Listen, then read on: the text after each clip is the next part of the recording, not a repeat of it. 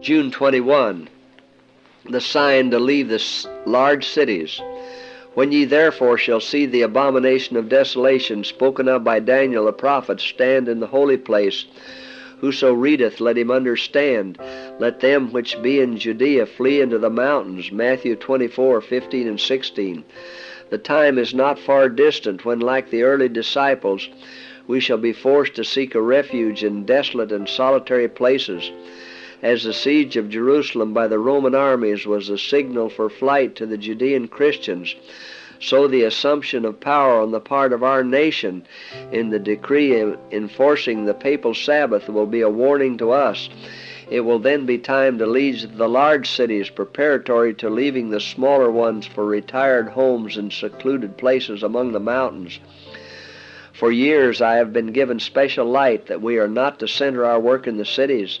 The turmoil and confusion that fill these cities, the conditions brought about by the labor unions and the strikes, would prove a great hindrance to our work. Men are seeking to bring those engaged in the different trades under bondage to certain unions. This is not God's planning, but the planning of a power that we should in no wise acknowledge. God's word is fulfilling. The wicked are binding themselves up in bundles, ready to be burned. The trade unions and confederacies of the world are a snare. Keep out of them and away from them, brethren. Have nothing to do with them.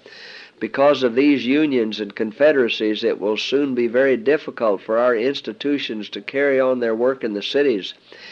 Educate our people to get out of the cities into the country where they can obtain a small piece of land and make a home for themselves and their children. Ere long there will be such strife and confusion in the cities that those who wish to leave them will not be able. We are not to locate ourselves where we'll be forced into close relations with those who do not honor God.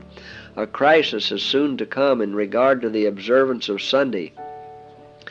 The Sunday party is strengthening itself in its false claims, and this will mean oppression to those who determine to keep the Sabbath of the Lord.